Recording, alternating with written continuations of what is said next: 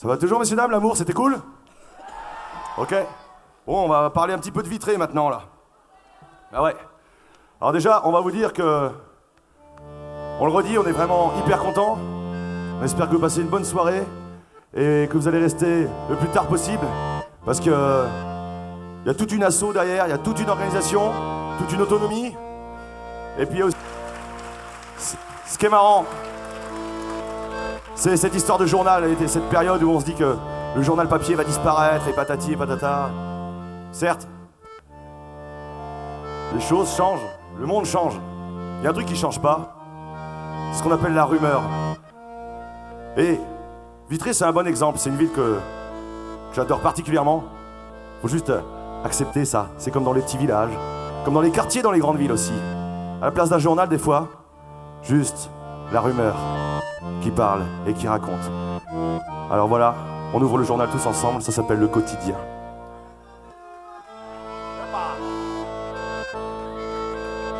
Je me lève le matin, où est passé le journal? Je veux lire mon quotidien, les infos générales. Je ne conçois pas un jour sans mon papier recyclé.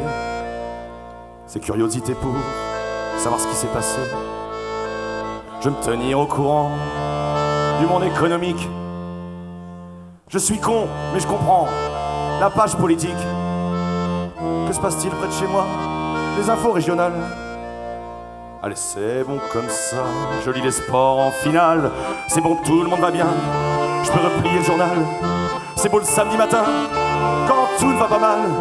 Je peux aller faire les courses, aller faire mon quintet. Allez, j'embarque ma bourse, je vais bien boire une bolée. Mais nous sommes beaucoup à lire ce même journal. Certains de bout en bout, d'autres en diagonale. Certains se contentent même de lire sous les images, attendent qu'un autre se ramène et leur raconte la page. Bienvenue dans la petite ville, les bistrots rouvrent demain. Vous pouvez dormir tranquille, vous aurez vos quotidiens. Des ragots, il y en aura plein.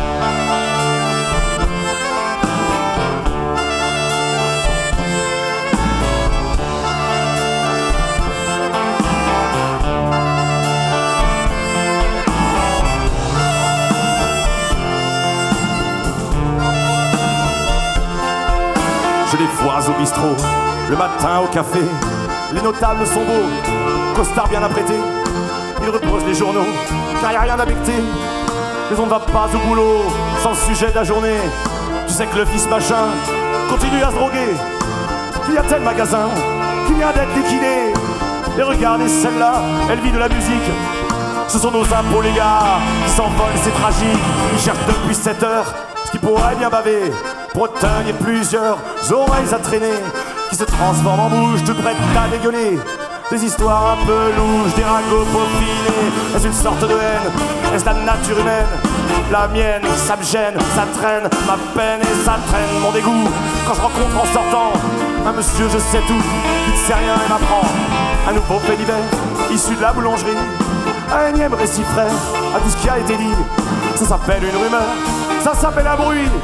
Et au fil des heures, il court, elle crie. Y'a la petite ville, les bistrots ouvrent demain. Vous pouvez dormir tranquille, vous aurez vos quotidiens.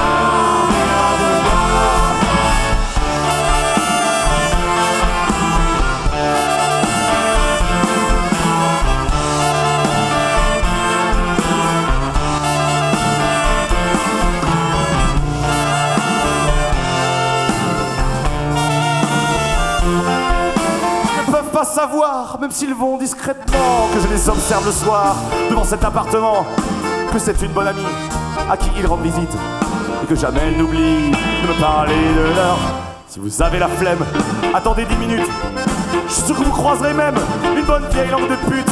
Tiens bah oui justement, cette phrase était vulgaire, mais je vous jure pourtant qu'elles au moins savent se taire. Comme quoi cette expression n'est pas bien adaptée pour parler de ces cons dont on ne doit pas parler, qui ne font que parler, dont on ne doit pas parler, mais qui ne font que parler, parler, parler, parler, parler, parler. Pour les bistrots